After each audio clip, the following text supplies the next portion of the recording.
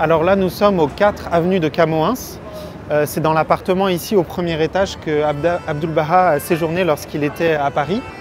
C'est dans cet appartement qu'il a donné les conférences Abdul-Baha à Paris, les Paris Talks. Il recevait ici les amis qui étaient venus de toute la France pour venir le voir. Paris était une capitale, une ville européenne qu'il appréciait particulièrement. Il est venu 3 fois à Paris pour rencontrer les amis.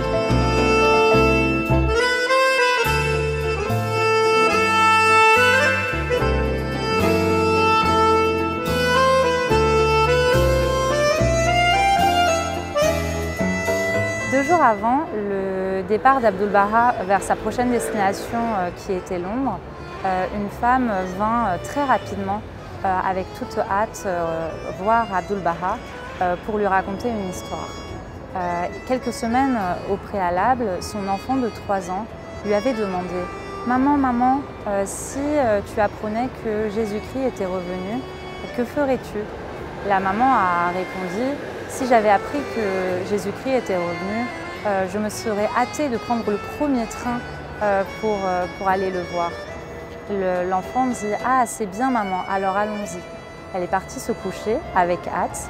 Et puis le lendemain, en se réveillant, elle ne comprenait pas beaucoup pourquoi sa maman n'était pas encore partie voir Jésus-Christ. Et elle lui redemande « Maman, maman, pourquoi n'es-tu pas partie voir Jésus-Christ?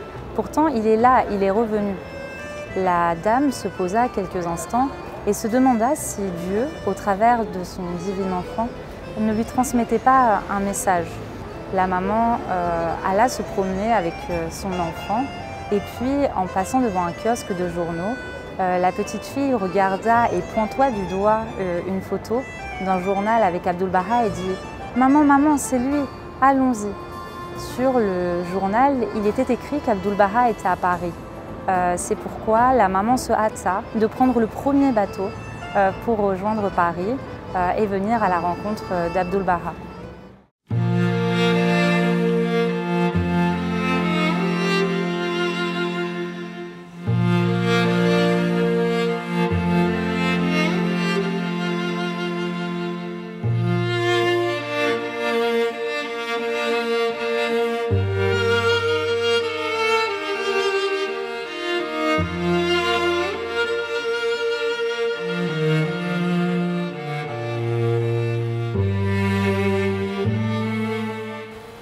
Pas loin de où l'a habité Abdul-Baha à Paris, donc l'appartement dans lequel il séjournait, se trouve le jardin du Trocadéro, donc vraiment juste en face de la Tour Eiffel.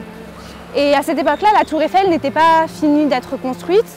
Et Abdul-Baha aimait beaucoup tous les matins aller marcher dans ces jardins pour méditer, réfléchir et préparer aussi ses prochaines causeries.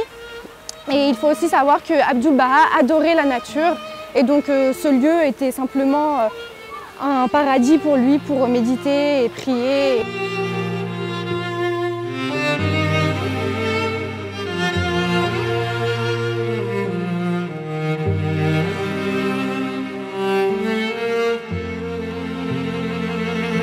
Abdul-Baha était quelqu'un d'extrêmement patient et à l'écoute. Lorsque les gens venaient se confier à lui, il leur parlait et les écoutait attentivement. Lorsque les gens parlaient et se confiaient à lui pour des problèmes, pour des épreuves qu'ils avaient à subir, il écoutait pendant de longues minutes et il avait l'habitude souvent de garder un long silence avant de donner sa réponse. Il réfléchissait beaucoup, essayait d'accueillir les émotions et ce que la personne avait à lui dire. Ensuite seulement, il essayait de formuler une réponse la plus sage possible pour mieux conseiller les personnes.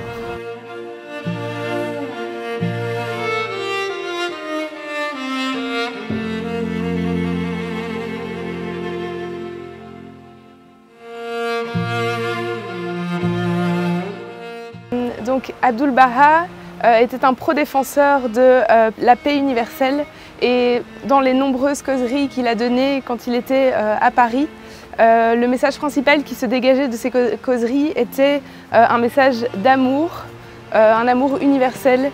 Et il disait notamment que sans cet amour universel pur et sincère entre tous les hommes, la paix universelle et mondiale ne pourrait pas s'établir entre l'humanité.